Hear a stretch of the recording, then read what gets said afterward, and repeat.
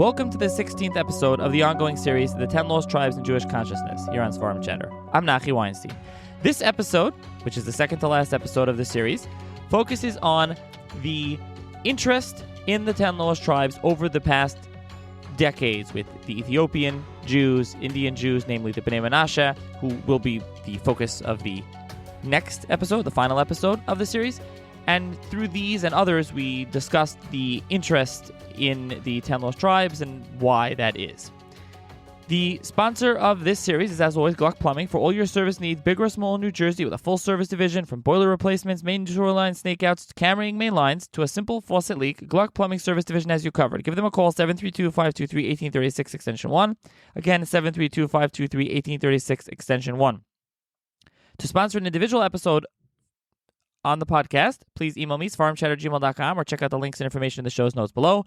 You can also find links to the Sfarim Chatter WhatsApp community, where I post new Sfarim, books, book deals, and so on. And you can also subscribe to the Sfarim Chatter Substack and YouTube. Also, wherever you listen, please subscribe, rate, and review the podcast. Very much appreciated, whether that's 24/6, Apple, Spotify. And with that, enjoy the episode. Hi, everyone. Welcome to another edition of the Sfarim Chatter podcast and another episode in the ongoing series here in Sfarim Chatter, the 10 Lost Tribes in Jewish Consciousness. For this episode of this series, I'm going to be joined by Professor Shalva Weil, who is a senior researcher at the Seymour Fox School of Education at the Hebrew University of Jerusalem and has written countless articles, edited and written many books, and done many things associated with the Lost Tribes and Indian Jews.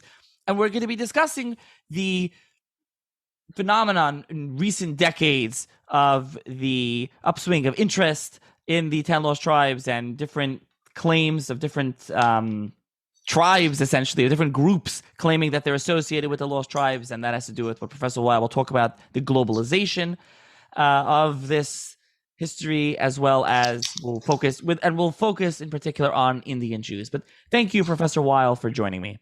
With pleasure. So let's start off. Tell the listeners a little bit about yourself and your background. Okay, so I was born in London. My mother was from the north of England, and my father came from a line of Palestinian Jewish Jews. So my grandmother was born in Petach Tikva, and my great-grandfather was Rav Aryeh Frumkin, who was one of the founders of Petach Tikva and built the first house there. So it's quite a long line of people who, and his father was Rav Shmuel Mikel, about whom many books have been written, who came to live in Jerusalem in the 1840s. And you, what you research and you become interested in, as I mentioned, is a lot of it has done with, a lot of your research has dealt with the Lost Tribes and Indian Jews and other Jewish groups. How did you become interested in that? So I chose to mention about my father's lineage because I inherited it from my father. When Rav Aryeh Frumkin built the first house in Petach Tikva, he also built the first well and planted the first vineyard. And then one day some Arabs fell inside the well, and there was a rumor that they were going to riot. We're talking of at the end of the 19th century.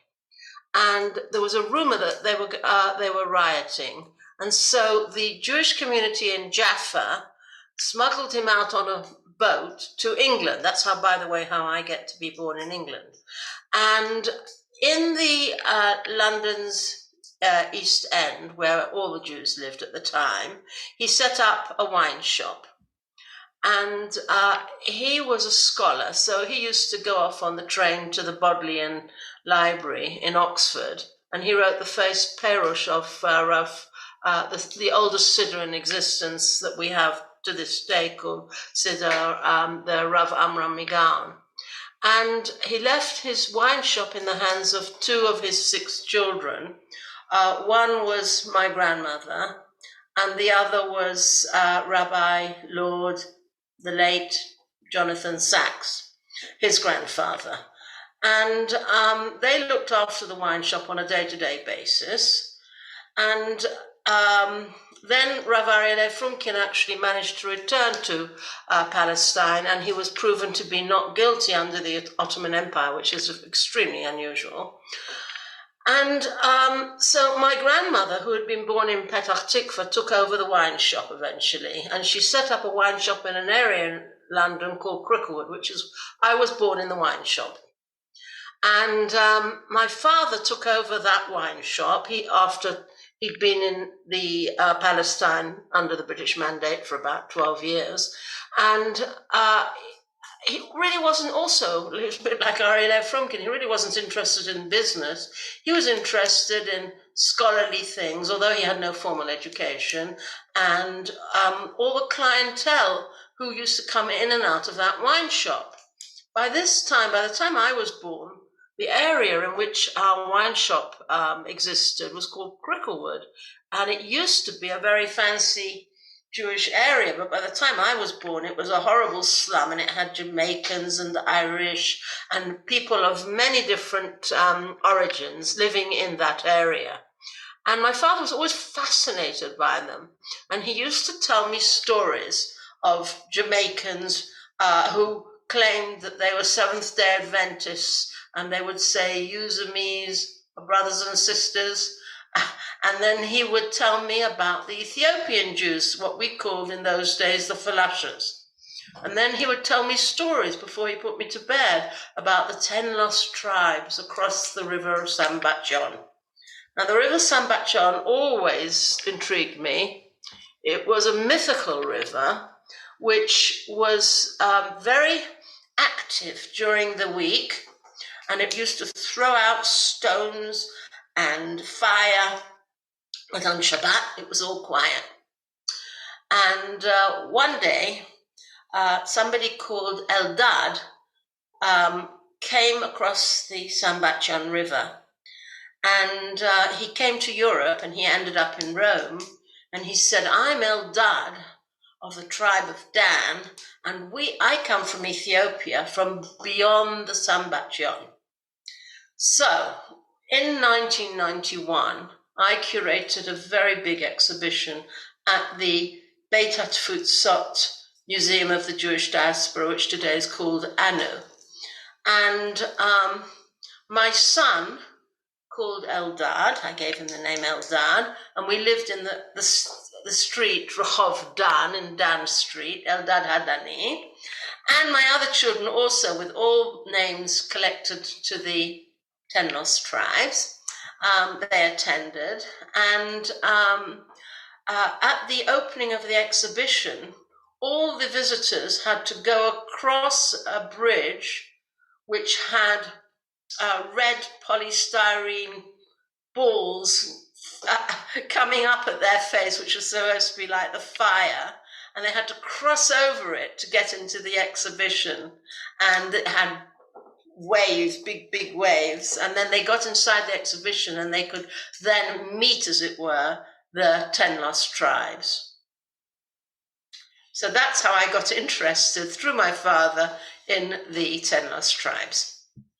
And now you've written extensively, which a lot of it can be found on your academia page, but you can look at, you have many articles, and like I said, you've edited a number of volumes, and you've been very interested in this topic. So this is a topic that has fascinated Jews, Christians, and many others for many centuries, and there's a myriad of reasons for that, but that's something that's happened. But recently, in some ways, there's been kind of this,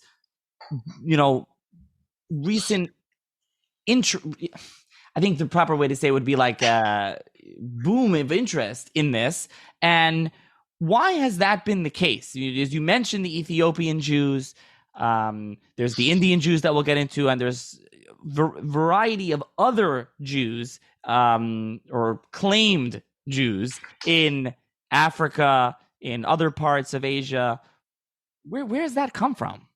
So I would say that throughout the generations, there's been extreme interest in the 10 lost tribes. And it hasn't, as you've said, been restricted to Jews.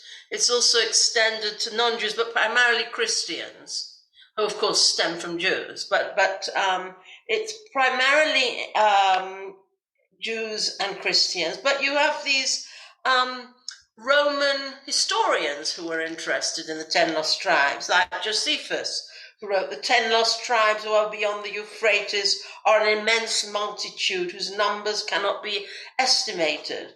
And throughout the generations, even in the Talmud, we have mention of the 10 lost tribes. And then it goes on through the medieval period and the Middle Ages until we come to today, then 19th century, huge resurgence of interest in the 10 lost tribes.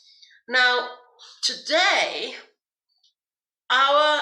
we've gone through the Industrial Revolution and we're in the Internet Revolution. So everything is much faster, everything is much more digital.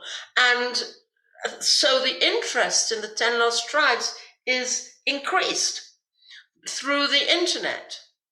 So everybody's interested now in either being a lost tribe or finding out about them. So I would reckon that there are a few million of what I call Internet Jews, people who just discovered Judaism on the Internet. And I'll give you an example, a real live example.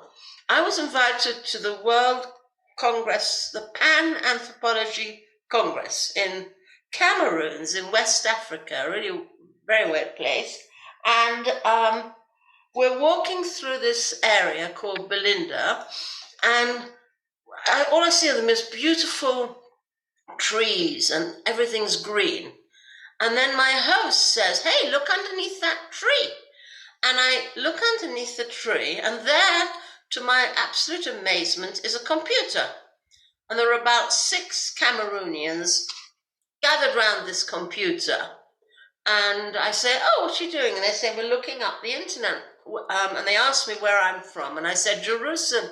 They were so excited. They're Christian. They were so excited. Hallelujah, they said. "We've just discovered yesterday that we're Jewish."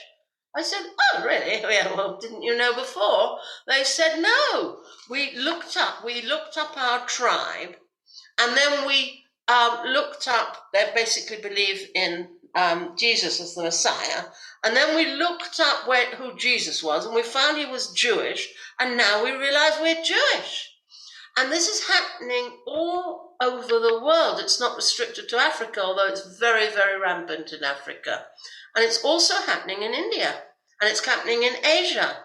And you've got millions upon millions of people today, or potentially, who are claiming that they are Jewish. Now, what do they mean by Jewish? They usually say that they're lost Israelites.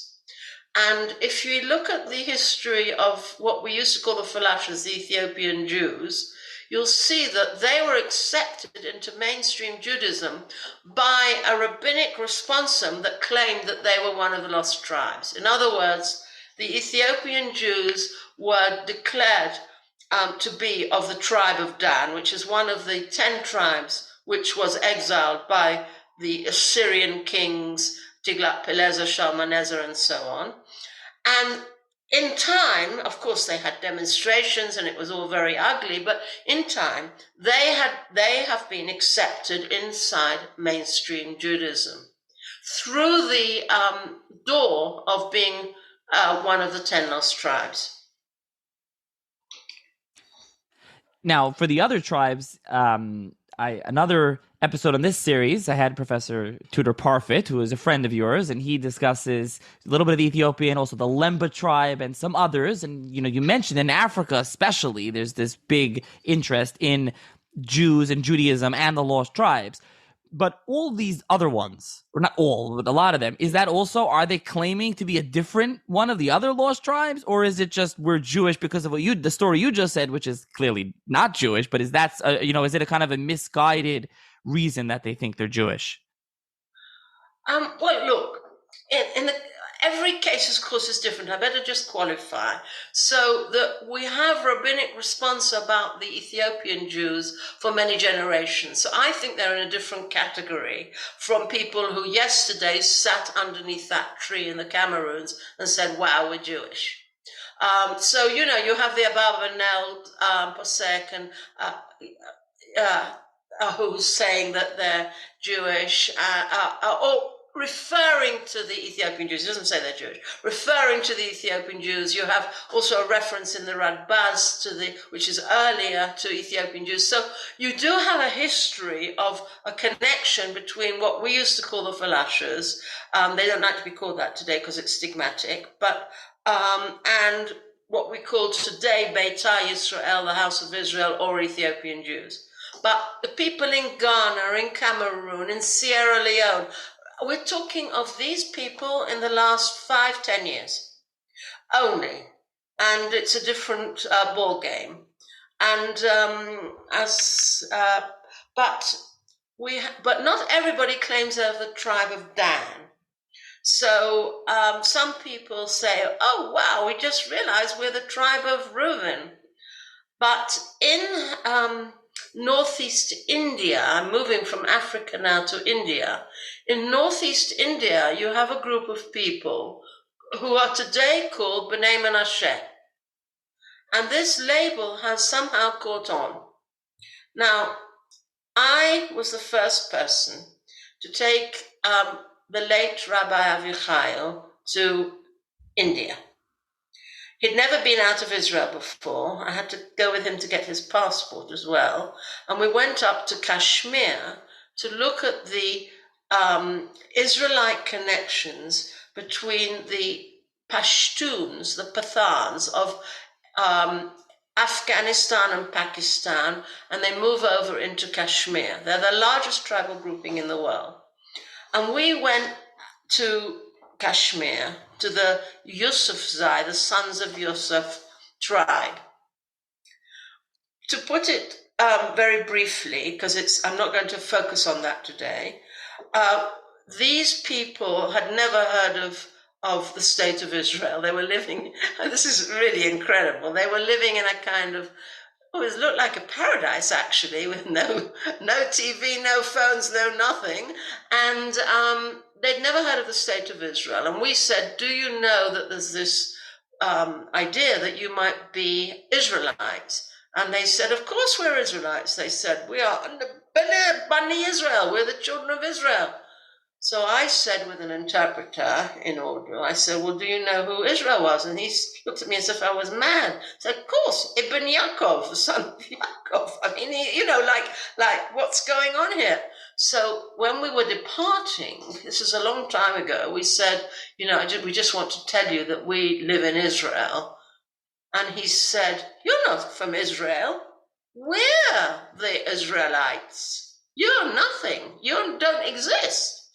And in general, the Pathans, Pashtuns, are very anti-Israel today, and or have been for a very long time, and also anti-Zionist. And we got back to Delhi, and we met students who were virulently anti-Israel in those days, which is not like today, but in those days. Now, Rabbi Avichai was very depressed about this situation because his idea was that he would bring back 30 Pashtuns to study Torah in Israel. I mean, I didn't have that idea, but I did agree to go on this amazing delegation. So he looked very depressed. So I said, look, I'll introduce you to the people I lived with in India, who are the Bnei Israel. Bnei Israel are Bnei Israel. They're the largest Jewish group in India. They come from the Bombay area, Mumbai, Maharashtra.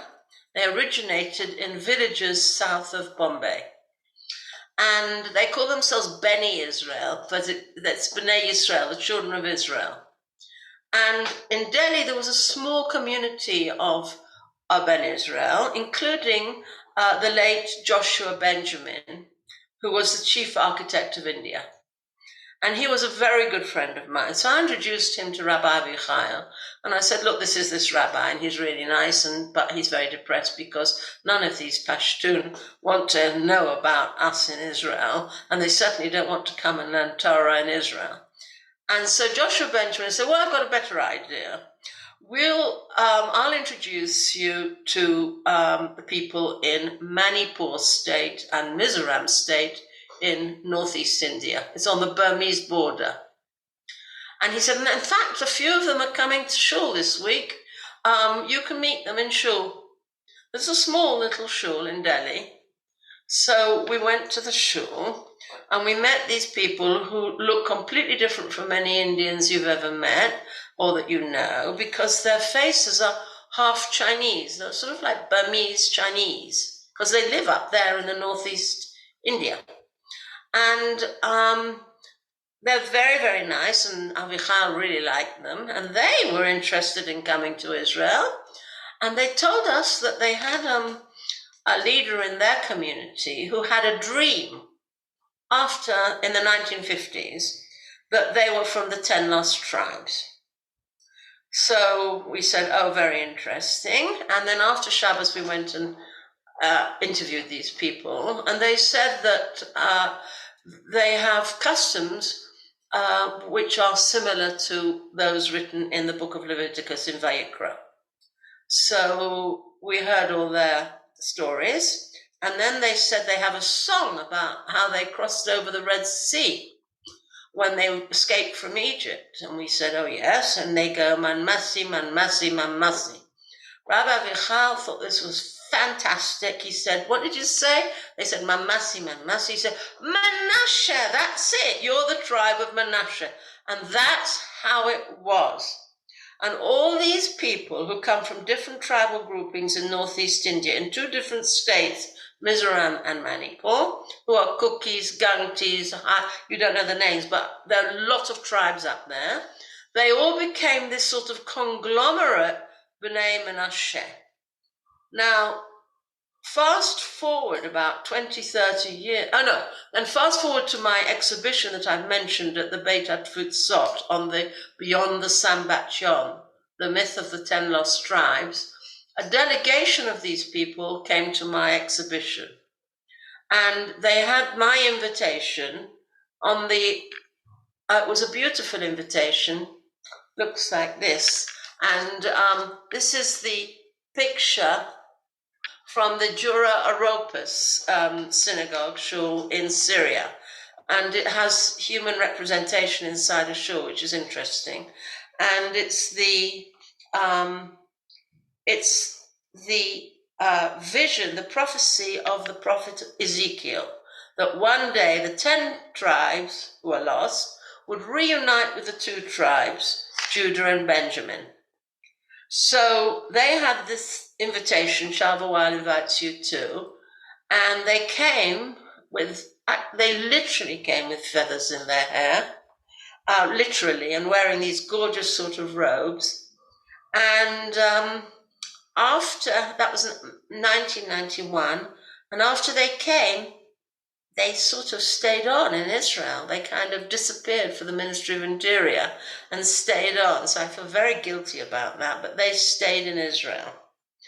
And then today we have about 3,000 of these people who are called Bnei Menashe living in Israel.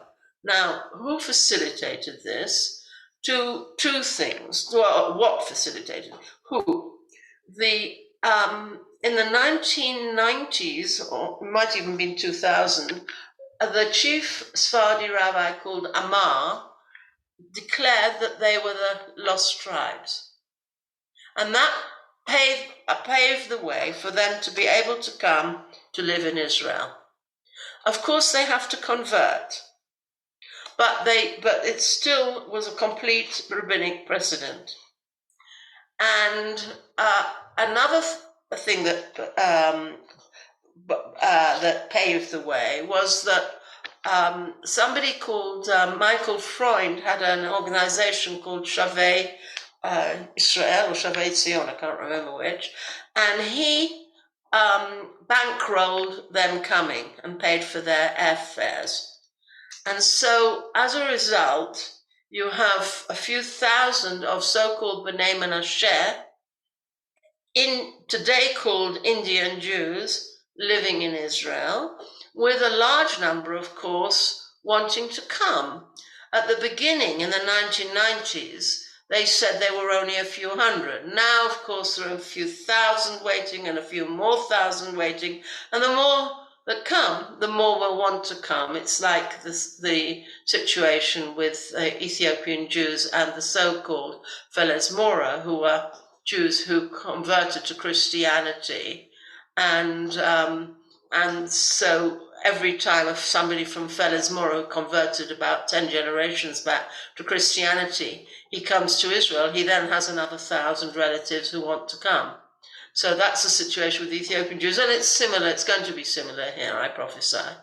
Yeah. So I want to ask you, said you feel guilty about this. Is that because, as you mentioned with the Ethiopians, you have, they're mentioned in various Sfarim, and you mentioned the Radvaz, and that's, Chacham Ovadia Yosef's psaka to do it. But is that because you don't believe the Bnei Menashe story? Or is it because there's no connection, just we don't know? I think that we should go by facts more than what I personally believe. And the case of the Bnei Menashe is interesting because there is no historical documentation of them at all before the 1960s and probably the 1970s. None whatsoever. So it's not like the Ethiopian Jews where you have rabbinic authorities mentioning them. In certain contexts, admittedly, it might not be sufficient for certain rabbis, but it's certainly, when you have the rabbis mentioning the Falashas, it's an important step. But we have no such parallel thing with the Bnei Menashe. None whatsoever. In fact, the Bnei Menashe were pagans, and in the 19th century, in Mizoram, this very large state, the majority converted to Christianity, either American Christianity by the American Mission or the Scottish Presbyterian Mission. And you can see the movement from paganism to Christianity, and then this awareness that perhaps Christianity doesn't answer their needs, and that their movement to Judaism and the belief in one God. And they certainly seem to me to have adapted very well in Israeli society and in Israeli religious society to the belief in one God. So did they undergo conversion? Yes, they undergo full conversion. Yes. Yes. Now, something else about them is that you have an article, Lost Israelites from the Indo-Burmese Borderlands, Retraditionalization and Conversion among the Shinlung or Bnei Menashe, is that, you mentioned this earlier, is their practices that they do. And this is something that comes up. Listeners will be familiar in this series at this point. And this is something that anyone that reads about the Lost Tribes or has any interest in, it's always, every time someone, whoever it is, that sees tribes or groups that have kind of interesting practices, suddenly it goes, well, let's try to connect that to Jewish practices. You read Menashe ben Yisrael. Menashe ben Israel has his Hope of Israel, Mikvah Israel, and he's talking about all the Native American tribes. Well, they do this and they do that, and this one says this, and this one says that, and all these, maybe this is Shchita, and this is Nida, and this is this. And you always have these kind of connections everywhere. So this is something you discuss in this article. And was that something that was tried? But I don't know if it's by Rabbi Eliyahu Avichai, who, as you mentioned, someone that was looking for the lost tribes, or someone else, to try to say, hey, look, they have these various practices. They're somehow similar to Jewish practices and Judaism. Very much so. It's called in anthropological theory diffusionism.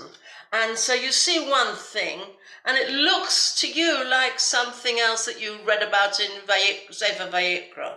So, for example, in Japan, they have this thing on there. I've got a picture of it in my catalogue for the exhibition called Beyond the Sambatchan. They have this thing on their head, which they put on their head, which looks a bit like tefillin. And then somebody says, hey, this is just like tefillin, and this is the same as us. I move further afield and say I've got the most incredible story about China. So we all know about, and this is really incredible, we all know about the Kai Feng Fu community. There was a Jewish community in China which became extinct. But when I was preparing for this exhibition, this is really the most amazing story. When I was preparing for this exhibition on the Beyond the Sambatyon, I was working in the Ben Tzvi Library, and I saw this book called China's Israelites.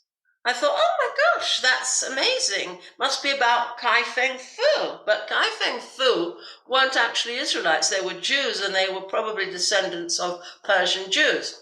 So I opened the book, and it's written by somebody called Thomas F. Torrance. So 1927. So I thought, and it says Fleet Street. So I thought, I've got nothing to lose. I wrote a letter, it took me 2 seconds. It was before the emails, but I did it longhand. Put it in a post with a stamp, and I wrote to Torrance F. Torrance, Fleet Street. Now, it was obvious the guy isn't alive because he wrote this book in 1927, and I wrote it to him in, let's say, 1988. It seemed to me that he wouldn't be alive. But on the other hand, I just sent it. And I said, hello, I read this book about China's Israelites. Can you tell me more about it? And I get an envelope back, never opened. They didn't open my envelope. And it goes, and it's returned to sender. Remember those days when we had letters returned to sender? People really cared. And it says, try Scotland. So I went, oh my gosh, well, I'll try Scotland. So I put it in another envelope, and I said, Thomas F. Torrance, Scotland.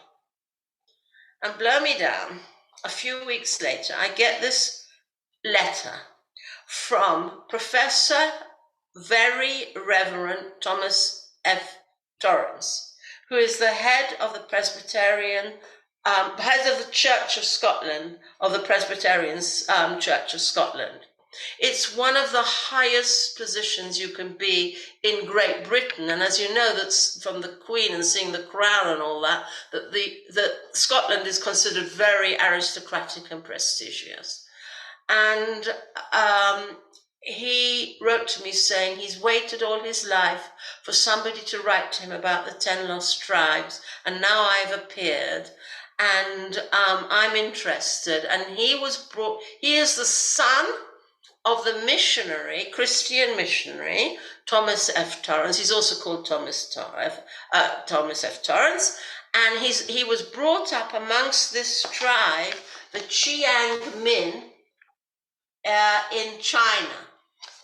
And they have, I'm actually answering your question, and they wear an ephod, like in Vayikra the Kohanim, wear an ephod, a breastplate. And he would like to invite me to Scotland. This is in the 1980s, to discuss everything with me. He's been waiting for me all his life and give me photographs and tell me whatever I want and lend me whatever I want for my exhibition. Because my exhibition was the first exhibition ever in the whole world on the 10 lost tribes. So I was very happy about the free ticket, and off I went to Edinburgh, and I was collected in a chauffeur and taken to a club like you see in films with leather chairs and all that. If this is getting a bit long, tell me. But anyway, he said, you're very lucky to be here. And I said, yes, I am. I'm really, really grateful. He said, no, I don't mean that. He said, we only let women in for the first time last week. So I said, oh. Anyway, so we sat at this club like out of a movie, and then he invited me to his home. He lent me many photographs of the Chiang Min, whom he claims have an ephod, and everything is parallel to Vayikra, and they do shechita like we do, and this and that and the other. And this was in the 1920s where he was brought up. And he said that he would lend me for the exhibition their Torah without words. So I said, thank you very much. I asked Beta Tutzot to pay insurance on this. And one day, a few months later, the Torah arrived by shipment to Beta Tfutzot. They phoned me up. I live in Jerusalem. They phoned me up, some girls, and they started screaming and saying, "We thought you'd bringing a Torah and you don't know what you've brought." And I said, "No, what have I brought?" They said, "There's a skull inside it." I said, "A what?" I didn't see that when I was in Edinburgh. He said, "Yeah, it's deep inside this Torah. But the Torah doesn't have any words, it doesn't have any Hebrew, but it's a Torah." He calls it the Torah. So I said, "I'm really, really sorry." They said they're not going to touch it, and they were screaming, and I had to go down to Tel Aviv and deal with them. And we eventually showed this in the exhibition at a slant, so you could see this skull. So meanwhile, I longhand write to the very Reverend Professor Thomas F. Torrance. It's a really distinguished guy. And I said to him, "Excuse me, you didn't say there was going to be a skull in the Torah without words. What is it?" And he wrote back to me and said, "This is the Logos." Now, I don't know whether you're familiar with Greek philosophy, but the Logos is this very, very non-concrete idea in Christianity, basically, and in the Western world. It really, to us Jews, it doesn't mean anything, but to people who deal with theology, this is something very, very spiritual. So I'm summarizing because I've gone on a bit, but every group seems to have something that, as it were, is similar to us. So the Chinese Israelites, so-called, had this ephod, which was the same as, and also sacrifices, which they claimed were similar to what's written in the book of Leviticus. I should point out that this tribe, the Chiang Min, do not claim that they are 10 lost tribes today, because after the missionaries went back to Britain, they gradually, and with communism in China, they gradually gave up these practices and became like other Chinese, and don't claim that they're 10 lost tribes today, as opposed to the Bnei Menashe, now called Bnei Menashe in northeast India, who definitely want to be part of the Jewish people and enter it through being one of the 10 lost tribes. So really a fascinating story. And as you were speaking, I looked up this Professor Torrance, who died in 2007, his Wikipedia page. Really interesting. I can link some of that in the show's notes if listeners want to see. Really fascinating. So, you mentioned this globalization, really the internet age, especially today. But as you said, you wrote him that letter in the 1980s. So, but was that, or were we already seeing the effects of globalization at that time and its impact on, groups thinking they were part of the lost tribes and their rituals were Jewish rituals? So I deal with this in a paper I gave in a conference in New York recently. Can I quote you 2 sentences? Can I read you from that paper? Absolutely. Globalization, I write, doesn't necessarily lead to harmony or progress. In fact, as we may see among emerging Jewish communities, it sometimes produces conflict and diversity among groups. So you have, for example, the Ayubayada of Uganda. And I would claim that there's this kind of colonialization of these groups in Africa and in India by Western and particularly American groups who want them to be either conservative Jews or Orthodox Jews or something else Jews or Chabad Jews or something else. Now, I would claim that the 10 lost tribes is a globalization phenomenon and always has been.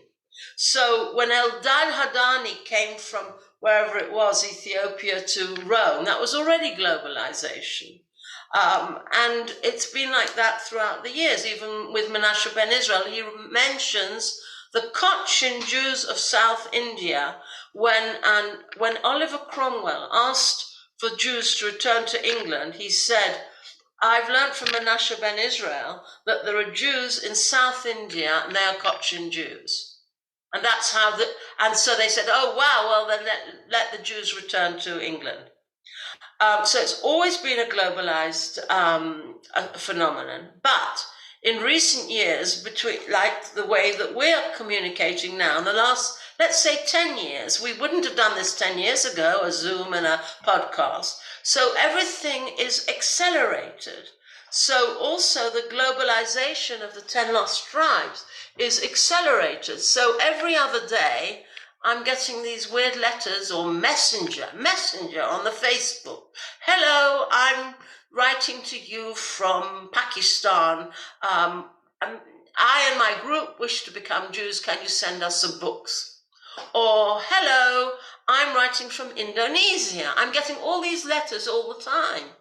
And it's all much faster, and I'm trying to answer them all, and sometimes I ignore them, and so on. But there are groups all over the world who have discovered that we exist, discovered Judaism, and read about it on the internet, and then say, well, maybe I could be a Jew too. Now, what are their motivations is interesting.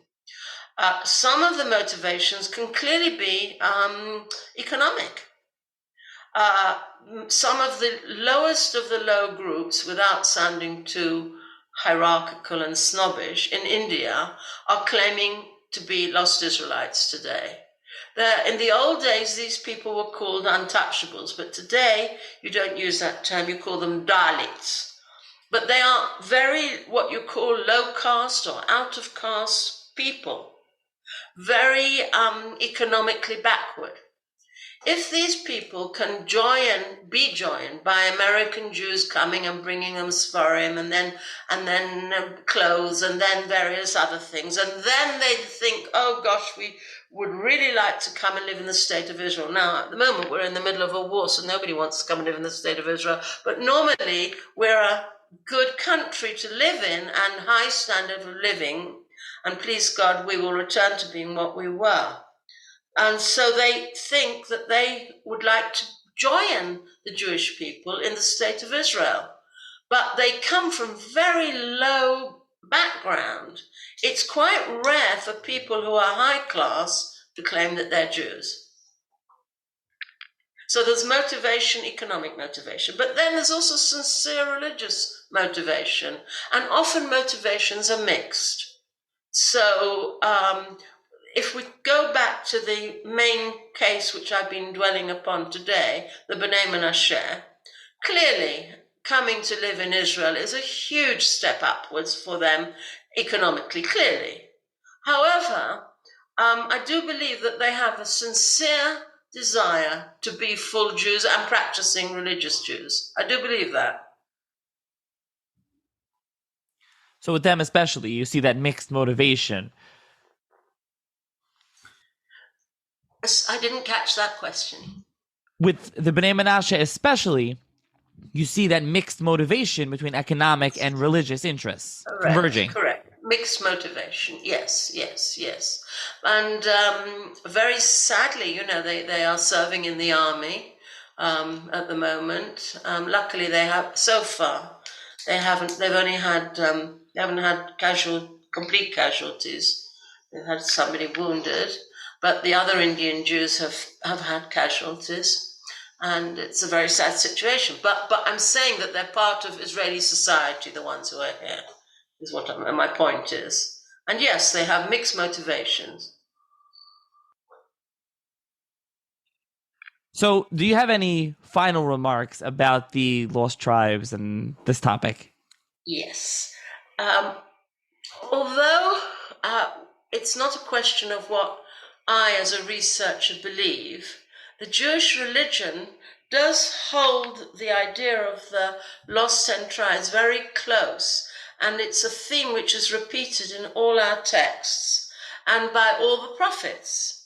And the idea is that eventually, when we reach, when the Mashiach comes, the Messiah, and we will have an eschatological vision of a united world, and it will symbolically express the prophet Ezekiel's promise in the redemption, in the ingathering of all God's people from all over the world, and his lasting covenant of peace with them. And I believe that eventually the redemption will come. Well, thank you, Professor Weil, for joining me to talk about this. And I will link to some of the articles I mentioned and to some of your writings that listeners can check out. And like I said, you've written really extensively. Now, you mentioned your Beit HaTfusot catalog, which I looked, I couldn't find a copy of anymore. I don't know where. Is it accessible anywhere that listeners can check that out? I really don't know, but it was in 1991. And for me, that's quite recent, but it's really ancient history.